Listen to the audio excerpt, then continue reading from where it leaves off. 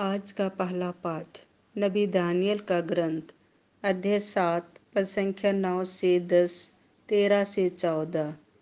सहस्त्रों उसकी सेवा कर रहे थे। मैं देख ही रहा था कि सिंहासन रख दिए गए और एक वयोवृद्ध व्यक्ति बैठ गया।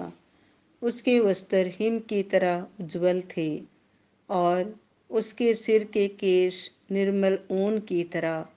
उसका सिंहासन ज्वालाओं का समूह था और सिंहासन के पहिए धधकती अग्नि। उसके सामने से आग की धारा बह रही थी। सहस्त्रों उसकी सेवा कर रहे थे, लाखों उसके सामने खड़े थे। न्याय की कार्यवाही प्रारंभ हो रही थी और पुस्तकें खोल दी गई थी। मैं रात का दृश्य देख रहा था और देखो, आकाश के बादलों पर मानव पुत्र जैसा कोई आया। वह वयोवृद्ध के यहाँ पहुँचा और उसके सामने लाया गया। उसे प्रभुत्व, सम्मान तथा राजत्व दिया गया। सभी देश, राष्ट्र और भिन्न भिन्न भाषा भाषी उसकी सेवा करेंगे। उसका प्रभुत्व अनंत है, वह सदा ही बना रहेगा। उसके राज्य का कभी विनाश नहीं होगा। आज का दूसरा पाठ संत पेतरुस का दूसरा पत्र अध्याय 1 पद संख्या 16 से 19।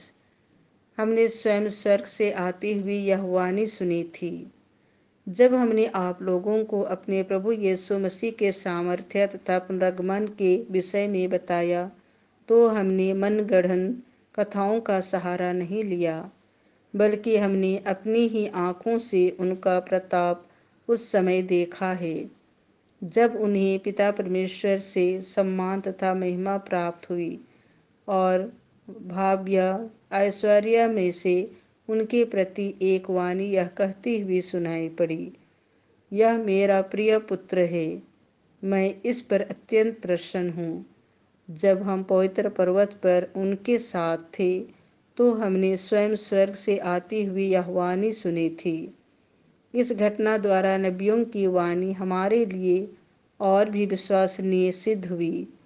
इस पर ध्यान देने में आप लोगों का कल्याण है, क्योंकि जब तक पाँव नहीं फटती और आपके हृदयों में प्रभात का तारा उदित नहीं होता, तब तक नबियों की वाणी अंधेरे में चमकते हुए दीपक के सदृश है। संत मत्ती के अनुसार पवित्र सुसमाचार अध्याय 17 पद संख्या 1 से 9। उनका मुखमंडल सूर्य की तरह दमक उठा।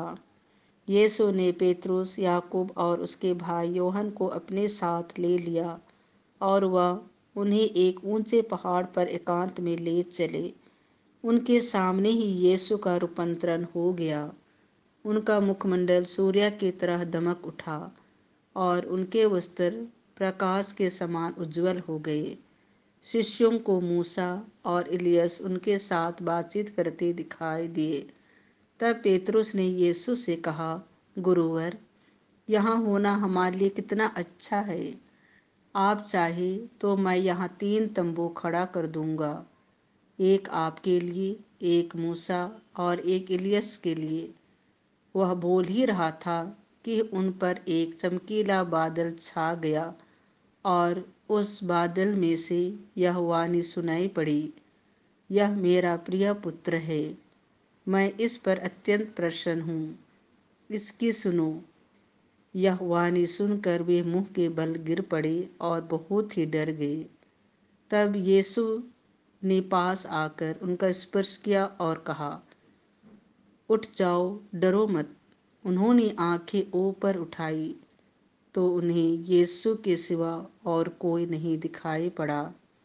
यीशु ने पहाड़ से उतरते समय उन्हें यह आदेश दिया, जब तक मानव पुत्र मृतकों में से ना जी उठे, तब तक तुम लोग किसी से भी इस दर्शन की चर्चा नहीं करना।